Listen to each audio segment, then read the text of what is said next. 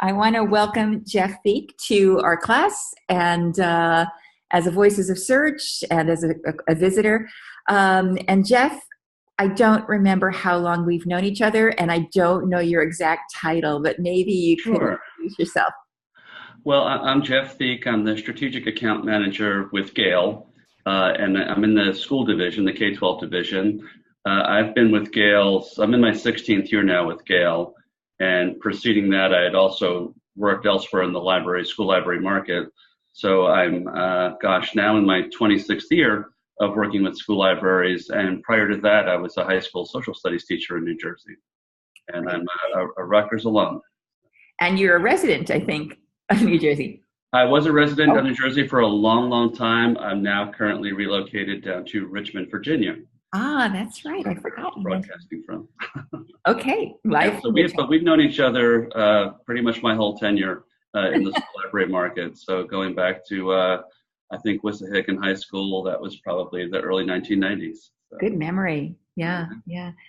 So that kind of begs the question: what is the relationship between a librarian and his or her rep, her product rep? And we do go back. This is not just about sales, and I think Daniel Pink had a book about this. It selling is about relationships. It goes back to Clue Train Manifesto, right? It's not. absolutely. Yeah, so there's been a give and take here. It's not just a transaction. Is that right? Yeah, that's absolutely the case. I mean, where it really works to the strongest effect for everybody involved is where it becomes a collaboration. And that takes time to establish that at both ends. There's a lot of different companies that are calling on school librarians, and they're short for time, and sometimes they're short-staffed for assistance. So it's completely understandable. It takes time for a person in the industry to establish a relationship with a school librarian. But it really pays off, and I realize school librarians need to kind of also vet, who they have time to work with, both in terms of what that company can provide in terms of resources and support, but also who the individuals are.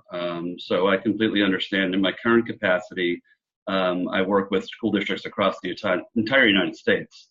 So I realize that quite often I'm reaching out to someone that has no idea who I am, and my email domain has that .com on the end of it. So everything looks like it's someone ringing the doorbell or trying to call during dinner for a marketing call. So you kind of really need to establish the opportunity to at least have an initial discussion. And I kind of feel like it's really, the onus is on the salesperson, on the company, on the vendor, whatever term you want to use, that we have to show the school librarian, we have to show the school administration that they can count on us to work with. So we kind of have to take the appropriate steps to establish that, we're someone that you can work with. So I really feel like we have to show ourselves. It's important to do that at the outset, even if part of that give and take process, that we really need to show that we bring value and it's worth your time to kind of talk with us and build a relationship with us. Because then down the road, we can really become partners in advocacy and really kind of help advance your programs, especially across the entire educational spectrum. Working with teachers, working with administrators, making all those other folks in the educational process aware of just how important and how vital the school library program is. Yeah, thank you. I believe that deeply. And I think that over the years, among the things that have happened are, we've worked together to improve the product and make it work at a local level. So I know that Gale has listened to me when I've made suggestions. When interfaces don't work, and I've invited you and some of my other friends in to watch how my students work. I've even done interviews with them. You guys want the products to work in our schools. It's not just selling and then the deal is over. We're honing this. We're making it more effective. We're personalizing things. Over the years, I've asked for widgets and code for search boxes, and we've made that work. And even when my budget was decreased, we've had a conversation. Okay, so what can we do to give you what you need even if we have to cut. So Correct. these conversations, it's not just I drop a product, but we have a conversation about what would work best given a decrease in funds. Yeah, absolutely. I've had all those conversations across the board, and sometimes even I've been in a position where, a company like us, we create a lot of different products. So sometimes I might see something in place and I might even gently suggest, even though it's our product, you could do something better than that. It might be a differential in cost one way or the other. But if I see there's a resource, or if I look at usage statistics and they're not being highly utilized, we can have a discussion around that. And sometimes it's the case that that's not the right resource for what your needs are. So it really becomes up to us to admit that and just not have a knee-jerk saying you need to renew this every year. But let's look at what some good, strong alternatives are. And we absolutely do want to have things work properly, because invariably that's going to become obvious in the end. So it's critical to us that our solutions and resources are making sense, not just for the school libraries, but for the students, for the teachers, really for everyone involved in the process. So over the years, we've had conversations about overlap, products that maybe Sure. don't both of those things. And you brought up statistics, and that was something that was really important to me. So having conversations about the types of reports I needed, and how at the end of the school year, for instance, when I was doing an annual report, to get data on what was used and what was not being used, even at a very granular level, like within a Gale product, what types of materials were being used and when were they being used? Yeah, absolutely. And we can run data now. Of course, we're not tracking who specifically individually is using it. It's institutional level. But we can run data as to what search terms are being used. So the school and the library can get a sense of what users are looking for, what terms are they typing in. And we can even run that in the aggregate. So we can find out what are schools in New Jersey looking for, what are schools in different states looking for. So we can kind of come up with top search terms based upon, what's being punched into our systems and those keywords. Thank you. Well, Sure. all right. So I'm excited about what's coming next, and what maybe we can have a conversation about what Gale products look like, how they Sure. integrate with Play Nice with other systems, and what you're excited about that's coming. Yeah, well, a big part of what we've been working on at Gale really over the last several years has been, making our resources within the K-12 space more agile for the teachers and for the students.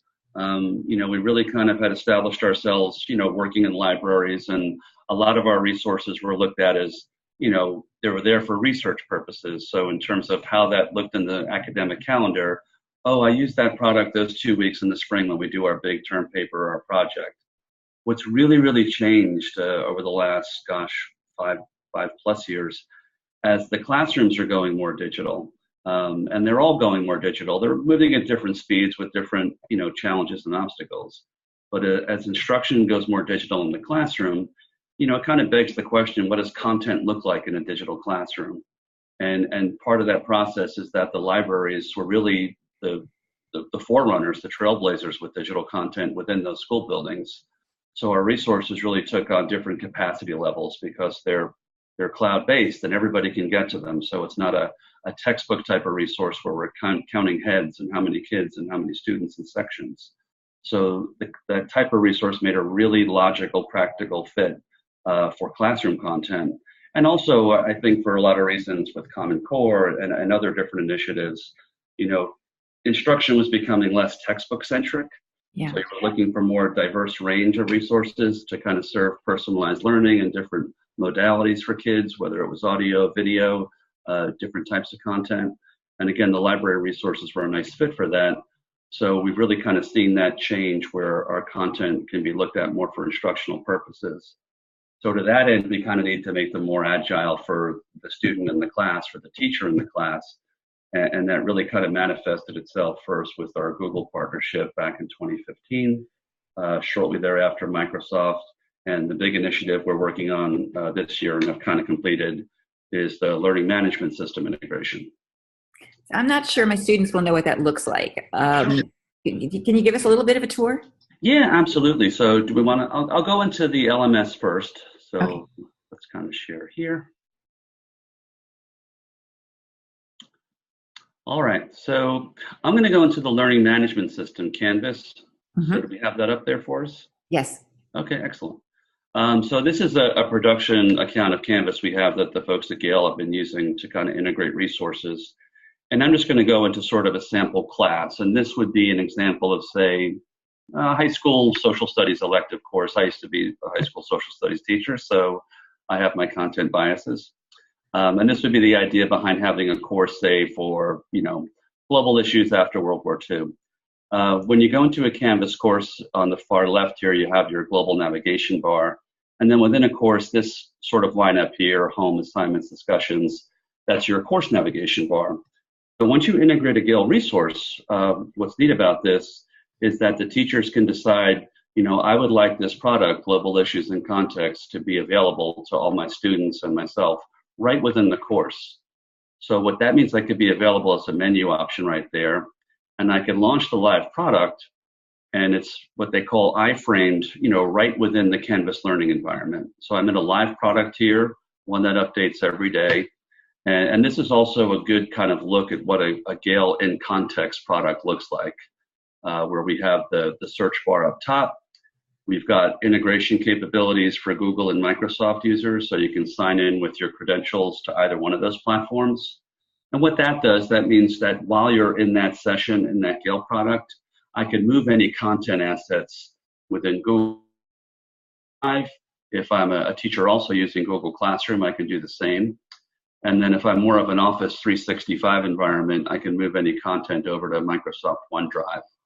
And that offers a lot of capabilities too, because basically, I think especially, OneDrive and Google Drive, they're word processing environments. So a teacher might see a huge op-ed piece from the New York Times, and maybe I just want to capture 2 passages and turn that into a lesson or an assignment.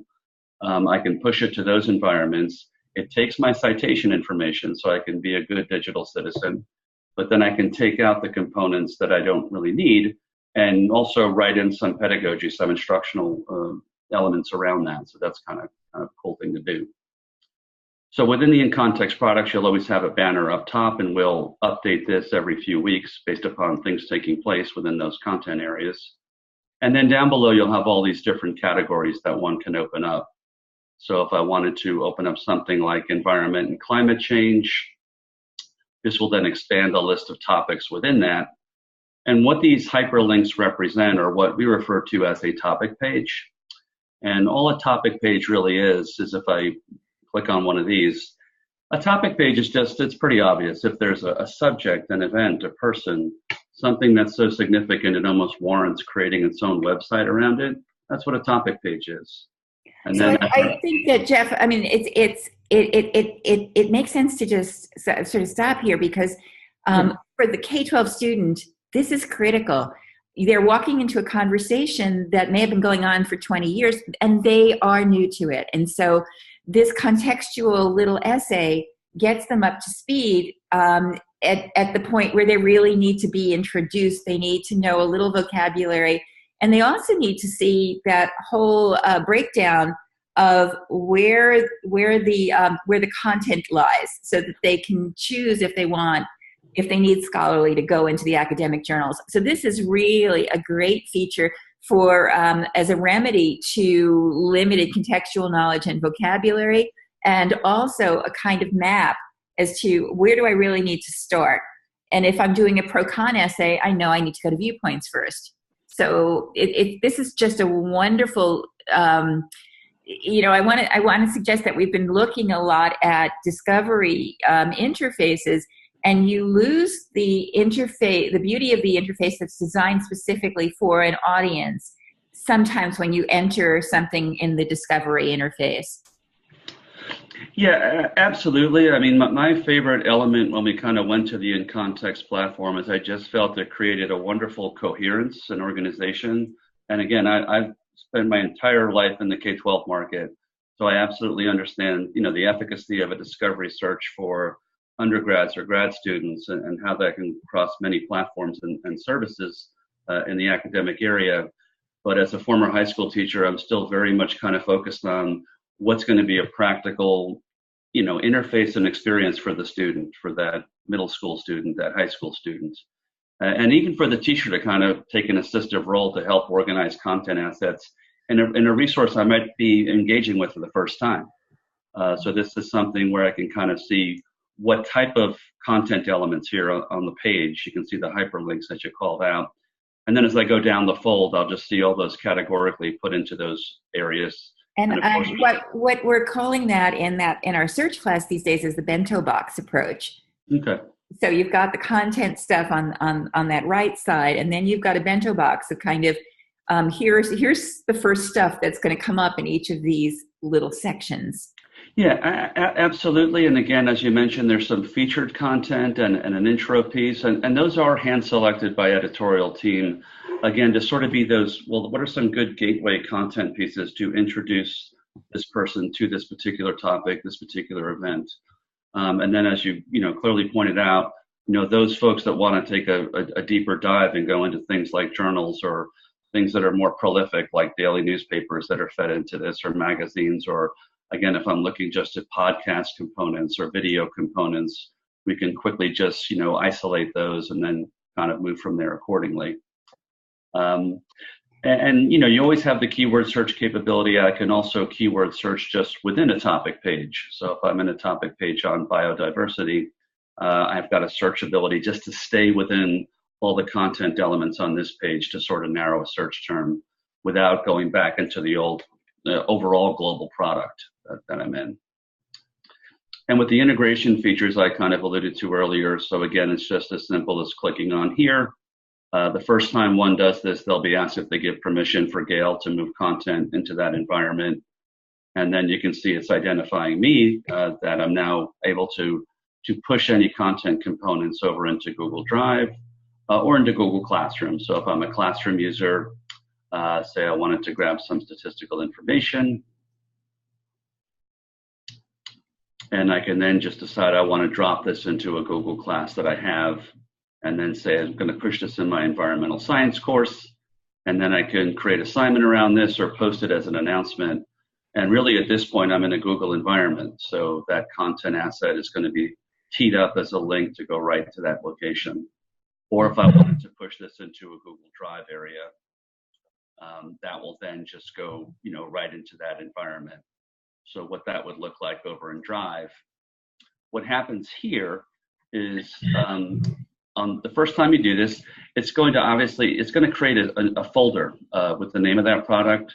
So in your Drive account, you'll see an orange folder, whether it's biography and context or Gale Virtual Reference Library. And of course, I have the item I just sent over right here. But again, this is an example how it's going to put it as a Google Doc with all the source information, document number, citation. But I like this for teachers because, again, I'm in a word processing environment.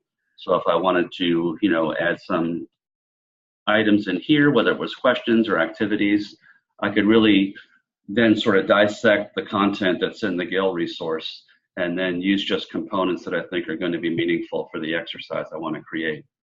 So typically, would the librarian help set this up within the learning management systems of a teacher? And would the librarian do some professional development to show how? If I were a classroom teacher, I'd go, oh my God, this is so great. I could put this directly into my lesson plans in Google or Microsoft, and the citations come along. This is just wonderful. But typically, is it the librarian who's introducing these resources to the faculty? Right. Yeah. Yeah, it's a case where, especially now with the integration with the learning management systems, what I've been doing a lot of myself is reaching out to the technology folks that manage those systems in the districts. So they're setting it up on a school-wide basis. Correct, yeah. So they're the ones that could do the initial implementation. We can send them everything that they need. So there's different LTI URLs. These systems have what's called a key or a shared secret. So that basically puts those Gale resources in play. And then depending upon the district, I've had both occurrences. Yesterday I was down in North Carolina with a district where they were saying they would push the resources down into the teacher courses. But more often than not, it's really up to the teachers to make the choice. Do I want to go grab that resource? Do I want science and context in my Canvas biology course or something of that nature?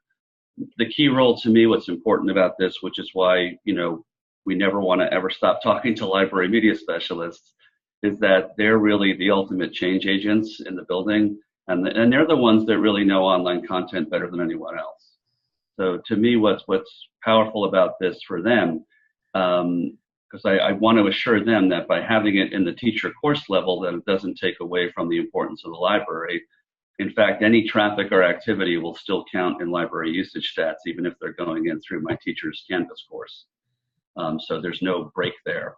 But I kind of feel it's essential for them to help guide those teachers. I mean, a lot of the white papers and studies you see, teachers still struggle quite a bit in terms of identifying good digital content, and also then taking it to the next level and trying to conceptualize, okay, it's here, I see this thing. How do I use this with my kids? What kind of lesson could I do with this? That type of thing. Mm-hmm. And I kind of feel like that's really an essential role, very much still for the teacher librarian.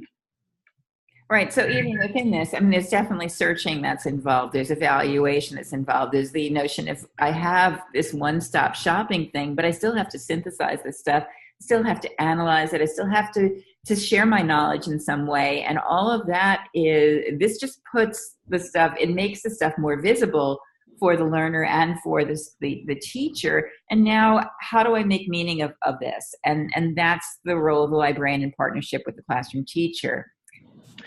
Yeah, absolutely. And I kind of feel like more often than not, the teacher librarian does not always get sufficient professional learning time to collaborate with their classroom colleagues.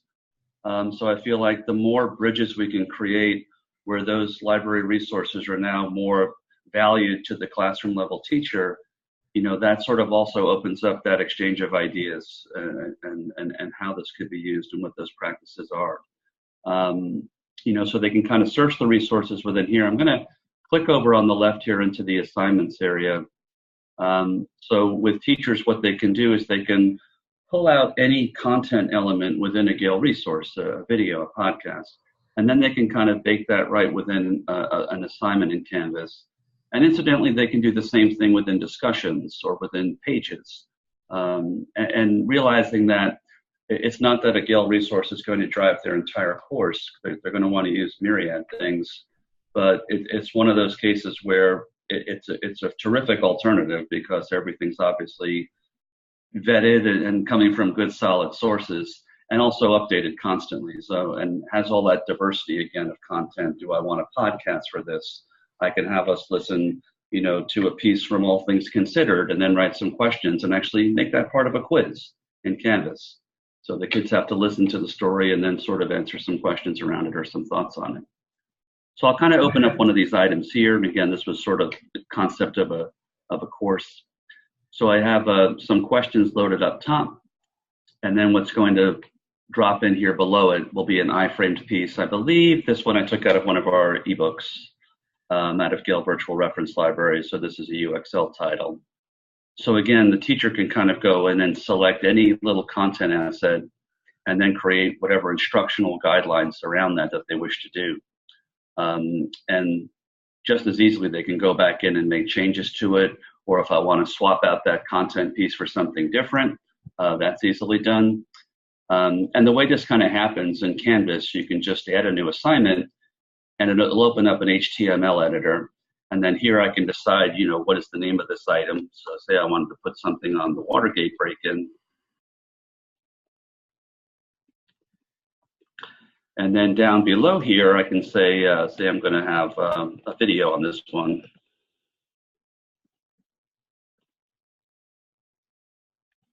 Or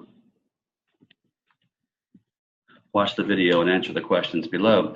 So once I load a Gale resource into my Canvas course, again, it'll be on the navigation bar on the left. But when I'm going into this creation mode as a teacher, right within the ribbon up top, I'll see little icons that will denote whichever Gale products I've placed within here. And if I have a number of them, then I'll have a drop-down list. So now this will open up, in this case, I say I have student resources and context.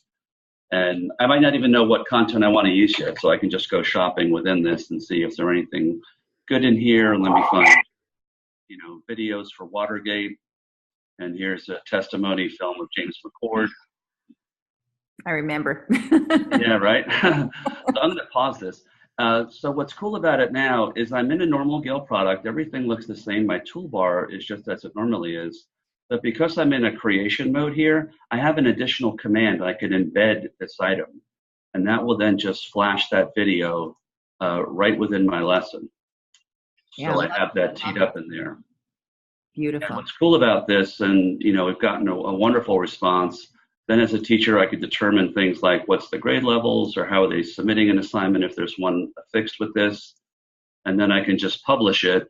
And I can just as easily go back into the edit mode and say, oh, I should have added some questions, or I meant to reference a Google Sheet or a Google form with some activities tied to it. So Geoff, Yeah. I love this. I wish I were back in the high school. So this works. It works with Canvas. What other LMSs does it work with? Right now, Canvas and Schoology are the first two ones out of the gate that we've been working with. I'm just Great. going to go back into edit mode so I can. And our students are in Canvas, so they'll love this. Yeah, and our development team, when they were determining, which ones, when we're doing the LTI, the Learning Tools Interoperability Compliance for this, we really had to identify which systems we wanted to work with first. And Canvas and Schoology seemed like really practical ones. They are certainly well established. They're not terribly old, but they both seem to be growing a lot in the K-12 space. Canvas obviously has a pretty good presence in the academic space as well. I see that in a lot of major universities. Yeah. But it's one of those, things where we do want to look at other systems as well. So we're having discussions looking at things like Blackboard, Desire to Learn. But the first two out of the gate right now are Schoology and Canvas. And they're also pretty strong because they allow for that deep linking process. Great. What that means if I go over to my dashboard here, that really allows for sort of the iframing, deep within that assignment level. So I'm going to go over to this Earth Science course. And I think under my assignments here, I've got a couple of different options. Let's see here.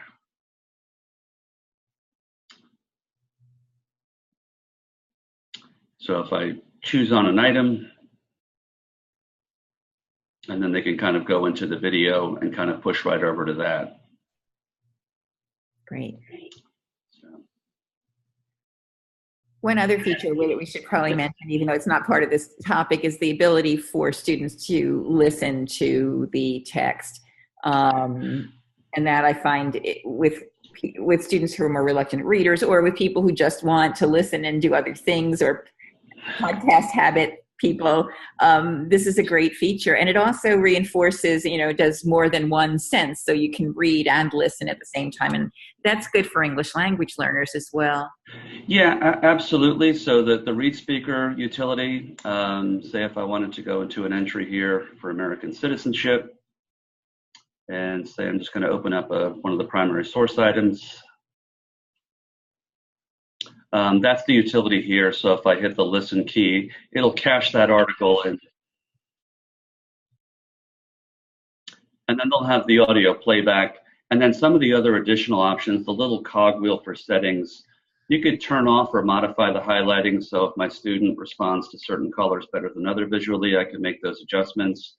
I could adjust the speed of the voice if I want to slow it down or speed it up. Wow, that's great. You could even do, what they call the enhanced text visibility, which would basically give you that box at the bottom. Didn't know that. Wow. That will kind of just drag that across. And then they could even download this to an MP3 file. So if I wanted to move that audio to another device and then work with that elsewhere.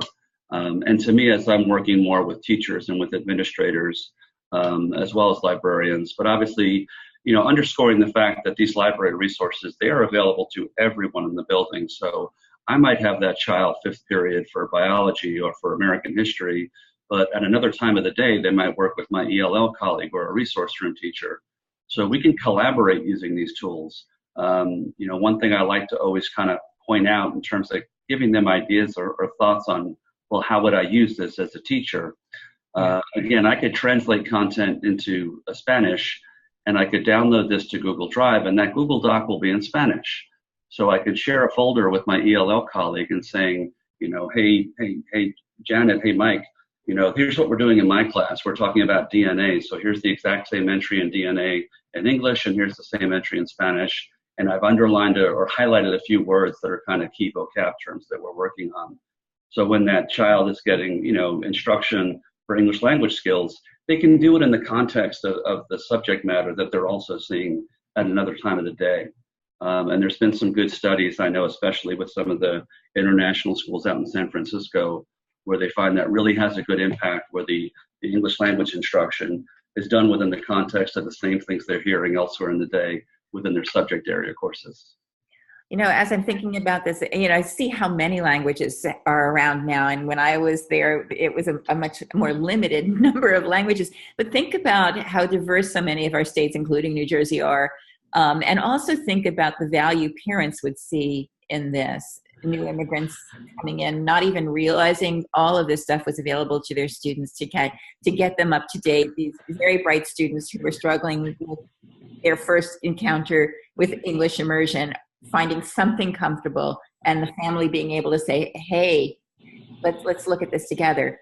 Yeah, absolutely. And to me, when we're speaking with folks and trying to connect with folks, again, across those school districts that might not be aware of what the library media services folks are providing and doing, what a tremendous asset for their communities, right?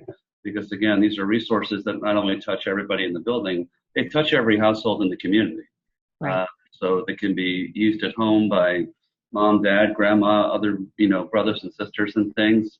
And they can go into these very resources and find information, whether they're looking for items around citizenship or taxes or finances or health issues. And again, they have all that information at their disposal as well. Yeah, I could see easily doing a presentation of this at a school board meeting, for K-12 implementation, and saying this is going to address everybody in our population. It is kind of a utility belt.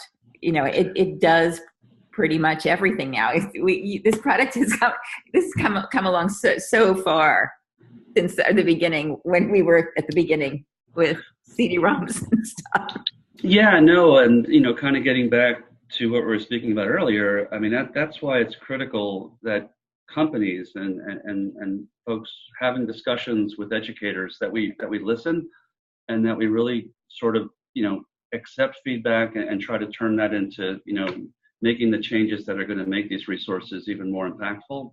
I mean, one of my favorite things about the reason I stay at Gale, that I've been here so long, is our product development people are really, really responsive and genuinely want to hear what works and what doesn't work, and what are we doing that is a good fit, and what did we do that was a lead balloon, and how do we go and change it, and how do we make it better.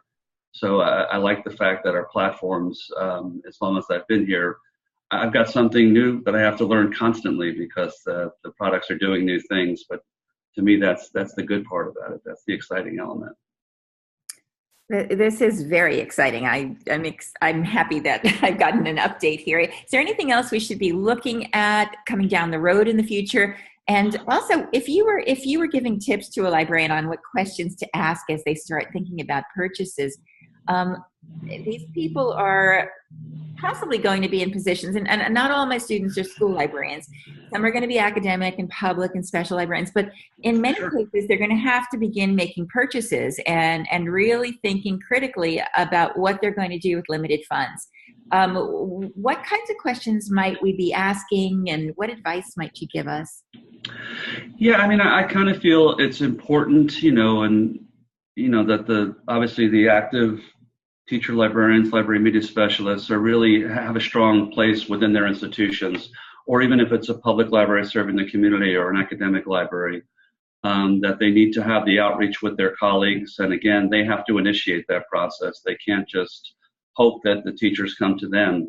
So, we're just kind of working on a white paper right now that we're doing with Project Tomorrow, school librarians, agents of change. And, that's really what that's all about, pulling in administrators that have strong library programs and support libraries, and also those librarians that are kind of doing the outreach to make sure that, the rest of the building knows how vital they are and what they can do for instruction. and how they impact students. Not so much that, some of the commentary I recall from it was like, it's not about what my library needs, it's what my students need. Right. That's really kind of the pivotal point. So I think in terms of asking questions of vendors and different resources is, what are their full capabilities across different platforms? How agile are they for a teacher to use? What benefit do they bring to the teacher?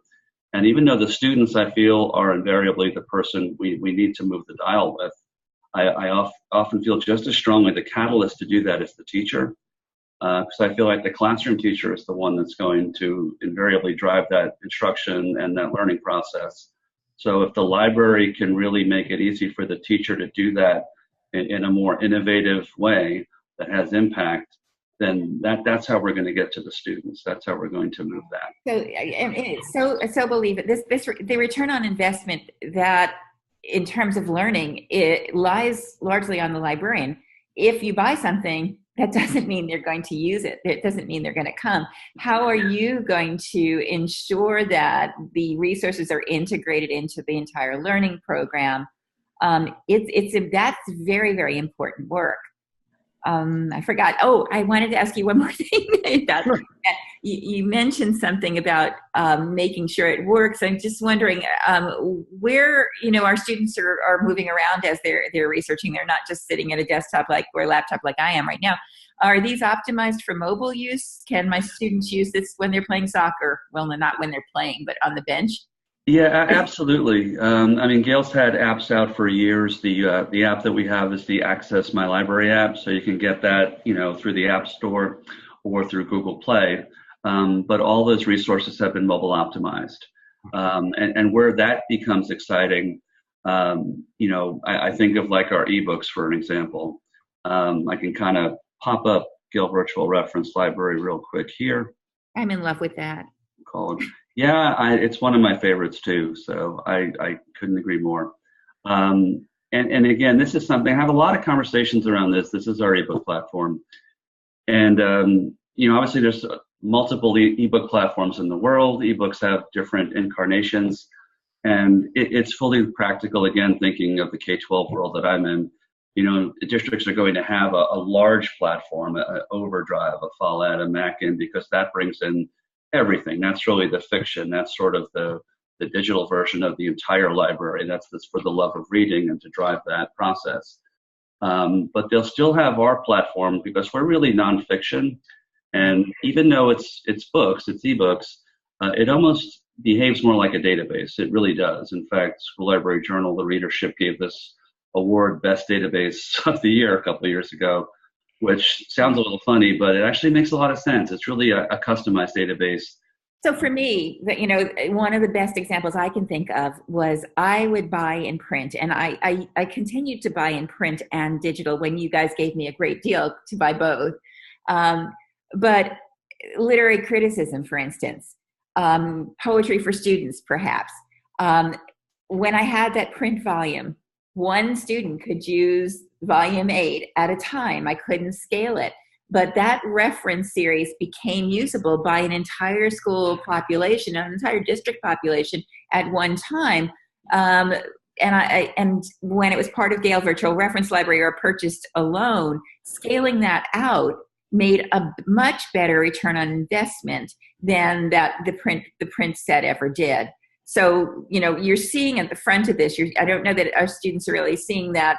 You've got biographies there, sports biographies, but we're talking about those individual nonfiction titles as well as huge reference sets.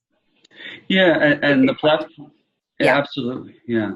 And the platform's really expanded significantly and continues to do so. We're, tons more partner publishers that we keep adding. That's one of the biggest changes I've seen. We first launched GVRL in 2004. So it's quite a while. But what's really, really changed on it is the amount of content we now have for all instructional levels. Right down to pre-K, right up into graduate levels. So we run the gamut from things like, Rourke or Dorling Kindersley up to Elsevier. So we really have tons of different content. And everything is unlimited user access. To me, that's critical. So, and that's very critical for this. I have this in Canvas for a reason, because if I want teachers to look at this content as something I can build a lesson around or insert within a quiz, I need assurance that the content is always there, regardless of what moment it is. So if I'm planning an assignment that I intend to actually teach second week of October, it's vital that I have that content available, because if that moment of instruction comes and that book is unavailable, you kind of lost me as a teacher. I'm not going to make that mistake twice. So to me, this is different in that it's really more curriculum support. And the fact that it's a purchase, and the school can just cherry pick. So I might decide, hey, I could use some more digital content for this elective course. Let me identify some ebook titles here. And again, they're available to everybody, my entire colleagues. It could be building-wide, district-wide, however it's done. That's really it.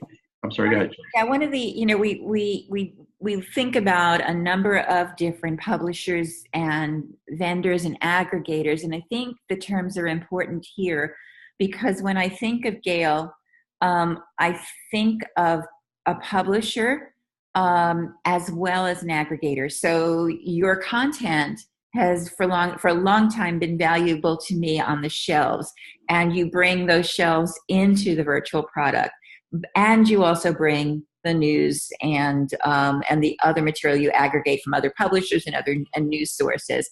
So it's important, I think, for our students to realize what the differences are. Mackin is an aggregator. It's bringing a whole bunch of things together, a whole bunch of publishers together. EBSCO is different. ProQuest is different. You guys started in publishing. Correct, yeah. Yeah, and we still are a publisher, absolutely. So there's titles that, we do the entire creation process with our editorial teams. They'll devise what titles they want to put out in the new year and do the entire production process around that. Decide, who's going to be on the advisory board for a given title, teachers, librarians, professors, and actually they'll be the ones kind of putting the content, the narrative together, and they'll publish those titles. But again, we are an aggregator, right? So we're licensing content with folks like the New York Times or the National Review or National Public Radio, and then pulling all those content assets together. Kind of getting back to what we were discussing earlier with the in context products and the idea about the topic page and kind of having coherence. Another thing I love about the ebooks, and it's funny because you kind of feel like physical reference collections, they're a little bit of an anachronism in 2018. It's not uncommon for me to see new schools going up that don't even have a physical reference collection in their library. And I do understand that, because what the options are right there for you. But to me, I still kind of feel, as a former teacher even, that there's still very much a place for the purpose of reference, that this was really sort of the place where the students can begin their research process. They might not end here, but it's the most ideal place for them to start, because it's what's going to teach them the vocabulary of their topic, who the key players are, who the where and when were. And I kind of feel like you still have a fundamental need to have that type of information, and then they can go dive into journals and videos and magazines and newspapers. But there's still a vital need to kind of have that baseline content to get the ball rolling when they're taking on a new project.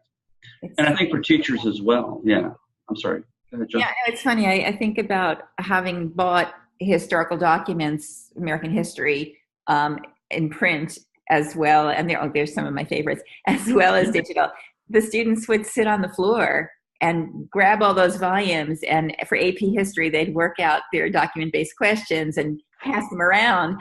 And they liked doing that, and they liked using the digital collection, or they liked using it either as a separate set or separate digital asset or within the Gale virtual reference library. And they enjoyed both. I mean, it's hard to justify purchasing both these days unless it's a great deal, Sure. But my students enjoyed that.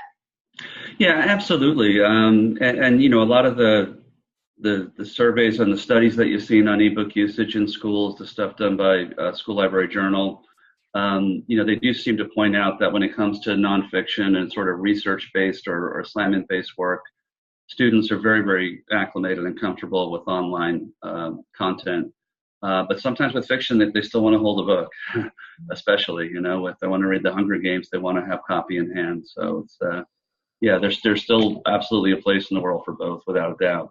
And the other thing I like with the GVRL, with these type of ebooks, within the LMS discussion, within Canvas, within Schoology systems like this, as I want to get teachers to consider more of this type of content for their courses, the ebooks kind of provide that nice narrative.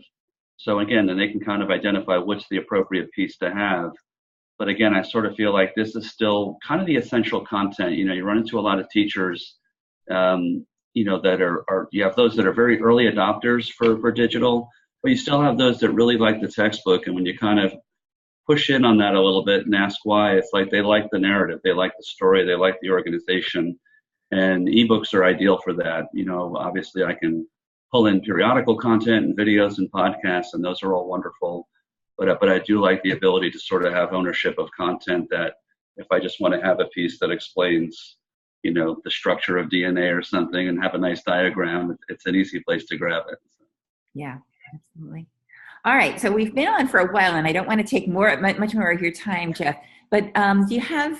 Let's close up with any advice for librarians in general, what to be looking for in terms of publishing in the future. We talked about how to communicate with each other about purchasing, but I don't know, any advice in general. Yeah, obviously there's lots of different content options out there. OER resources are obviously in play, and they're attractive for the reasons that are obvious. But I still think it's vital that there's a place for both in terms of having published content because of its vitality, its availability. I think it's one of the things as well that we're starting to look to be doing more is, a lot more of type of alignment services we might be doing for curriculum standards and things of that nature, where those might come into play. That might be through discussions more with district people, because as you kind of see certain trends where there's no question that digital content is something that's desired and thought well of.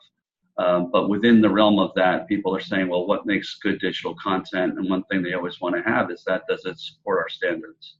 Mm-hmm. We have things like curriculum standard links set up within the in-context products, but we're looking to do even more of that. That would be probably an add-on service at a district level, so not so much a library budget. But I kind of think it's important for librarians to realize that, that also has to come into play for them to justify, well, why did I choose this resource, or why did I get this particular item, in terms of how it's going to support all the programs and initiatives that the district wants to do. I think that budget thing is tricky because you're really not buying for the library, as you noted. My social studies department could not live without the Gale products that we purchased. The English department couldn't live without it. And so if it came to having to lose it because it wasn't a fit for the library budget, I absolutely would have been at the next department meeting or talking to the department chair the next day about what can we do together. Yeah, and another thing I would say to librarians and folks going into the fields is, ask of us, talk to the person from the company, the vendor, the person you're working with, how we can support you guys in terms of what tools and what assets can we give you to help you instruct your teachers, your colleagues, your peers on what these resources are capable of, how they can be used, how it can sort of affect their instruction, things that they're trying to do.